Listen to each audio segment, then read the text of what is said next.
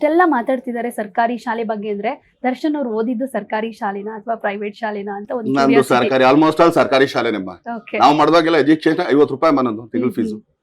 Vaishali school ಅಂತ ನೀವು Siddhartha level ಹೋಗಿದ್ರೆ ಈಗಲೂ ಹಂಗೆ ಇದೆ. ಅದೇ ಇರೋದಂಗೆ.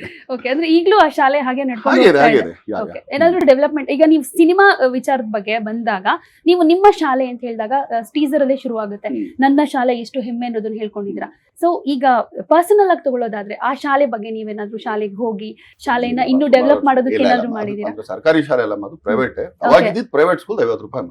ಓಕೆ ಓಕೆ, ಆಲ್ಮೋಸ್ಟ್ ನೀವ್ ಹೇಳ್ತೀರಾ ಹಾಗೆ ಸರ್ಕಾರಿ ಶಾಲೆ ಯಾವಾಗಂದ್ರೆ ಅದಕ್ಕೆ ಆ ಸ್ಕೂಲಲ್ಲಿ ಗ್ರೌಂಡ್ ಇಲ್ಲಮ್ಮ. ಅದಿಷ್ಟಾಗಲ್ಲ, ಅದೇನೋ ಮೋಸ್ಟ್ಲಿ ಅದು ಪ್ಲೇ ಇದಿರ್ಬೇಕು, ಅದು ಏನೋ ಪಾರ್ಕ್ ಇರಬೇಕು. ಪಾರ್ಕ್ನವ್ರು ಏನೋ ಜಾಗ ತಗೊಂಡು ಏನೋ ಮಾಡಿದ್ರೆ ಓಕೆ, ಅವಾಗಿಂದ ಟೈಮ್ ಅದು ಅಷ್ಟೇನೆ ಇದ್ದಿದ್ದು. ಬಟ್ ಇವತ್ತಿನ ಸರ್ಕಾರಿ ಏನೋ ಗೌರ್ಮೆಂಟ್ ಪ್ರೈವೇಟ್ ಸ್ಕೂಲ್ಗಳು ನೋಡಿದ್ರಮ್ಮ ನೀವು? ಯಾವ 5 ಸ್ಟಾರ್ ಹೋಟ್ಲಿಗಿಂತ ಕಮ್ಮಿ ಇಲ್ಲಮ್ಮ.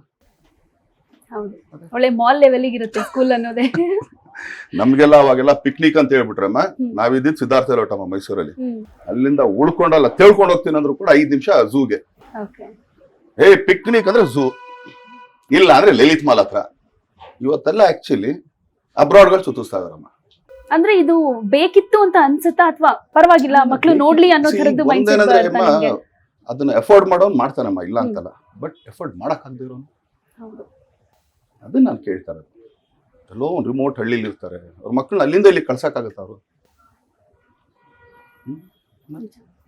ಸೊ ನೀವು ನಿಮ್ ಸ್ಕೂಲ್ ಡೇಸ್ ಬಗ್ಗೆ ಮಾತಾಡ್ಬೇಕು ಅನಿಸ್ತೀರಿ ಸರ್ ನೀವು? ಯಾಕಂದ್ರೆ ಹೇಳಿದ್ರಿ ಸ್ಕೂಲ್ ಹೇಗಿತ್ತು. ನಾನು ಓದಿರೋದು ಬರೀ 10th ಅಮ್ಮ, ಅದು ಜಸ್ಟ್ ಪಾಸ್ ಅಮ್ಮ. I am not so brilliant student, ಏನು ಇಲ್ಲಮ್ಮ. 10th ಪಾಸ್ ಅಮ್ಮ. ಅಂದ್ರೆ ಫಸ್ಟ್ ಕ್ಲಾಸ್ ಫಸ್ಟ್ ಬೆಂಚ್ ಸ್ಟೂಡೆಂಟಾ ಲಾಸ್ಟ್ ಬೆಂಚ್ ಸ್ಟೂಡೆಂಟಾ ನೀವು? ಲಾಸ್ಟ್ ಬೆಂಚ್ ಗಿಂತ ಇನ್ನೂ ಲಾಸ್ಟ್ ಅಮ್ಮ.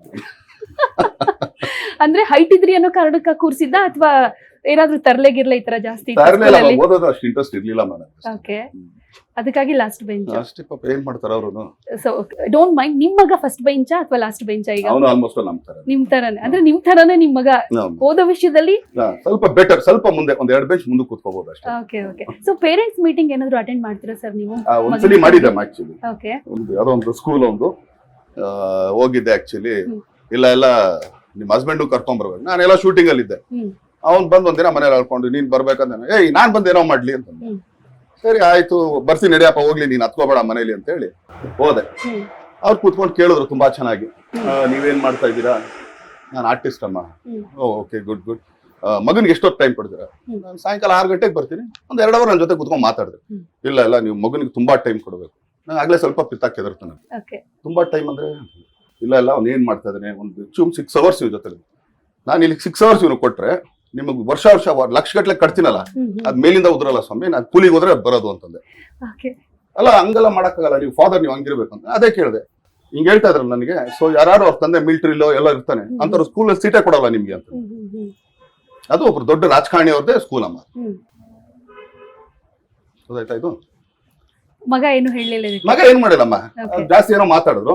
ನಾನು ಹೆಂಡತಿಗೆ ಹೇಳಿದೆ, ಬರಲ್ಲ ಸರ್ಕಾರಿ ಸ್ಕೂಲಲ್ಲಿ ಓದಿಸ್ಕೊಳ್ತೀನಿ, ನೀವು ಓದೋದು ಸಾಕು ನನ್ಗೆ ಇಲ್ಲೇನೆ. ಓಕೆ, ಮಗ ಇದಕ್ಕೆ ಏನ್ ಹೇಳಿದ್ದು? ಐ ಮೀನ್ ಓದಕ್ ರೆಡಿನಾ? ಸರ್ಕಾರಿ ಶಾಲೆಯಲ್ಲಿ ಓದ್ತೀನಿ ಅಂದ್ರೆ ಎಲ್ಲಾದ್ರೂ ಓದ್ತಾನ, ನಾವು ಕಳ್ಸೋದು ಅಷ್ಟೇನೆ. ಅದು ಏನಂದ್ರೆ ಮನೆಯವ್ರದ್ದು ಹೆಂಗಸ್ತು ಒಂದು ಇದಿರುತ್ತೆ ಗೊತ್ತಾ, ಏನಂದ ಅಲ್ಲಿ ಇಲ್ಲಿ ದೊಡ್ಡ ಸ್ಕೂಲಲ್ಲಿ ಓದಿಸ್ಬೇಕು ಅವ್ರದ್ದು. ಇದಕ್ಕೆ ನಾನು ಅಷ್ಟೇ ಅವ್ರು ಹೇಳ್ತಾರೆ, ನಿನ್ಗೆ ಎಷ್ಟಾಗುತ್ತೆ ಅಷ್ಟು ಓದು, ಬಟ್ ಬದುಕ ಜೀವನ ಹೇಳ್ಕೊಡ್ತೀನಿ. ಇನ್ನೊಬ್ರ ಹತ್ರ ಹಿಂಗಂತೂ ಹೋಗ್ಬೇಡ, 4 ಜನಕ್ಕೆ ಹಿಂಗ್ ಕೊಡಂಗಂತೂ ಮಾಡ್ಕೊಡ್ತೀನಿ. ನಾನು ಏನ್ ಹೇಳ್ತೀನಿ ಆ ಕೆಲಸ ಮಾಡೋದು. ಇವತ್ತಿಗೂ ಅವ್ನು ಏನಾದ್ರು ಬೇಕು ಅಂದ್ರೆ ಕೆಲಸ ಮಾಡಿಸ್ತೀನಿ ನಾನು. ಅಂದ್ರೆ ಅವ್ನಿಗೆ ಕೆಲಸ ಮಾಡಿದ್ರೆ ದುಡ್ಡು ಸಿಗುತ್ತೆ ಅಂತ ಆ ಪಾಠ ಹೇಳ್ಕೊಡ್ತಾ ಇದ್ದೀನಿ ನಾನು.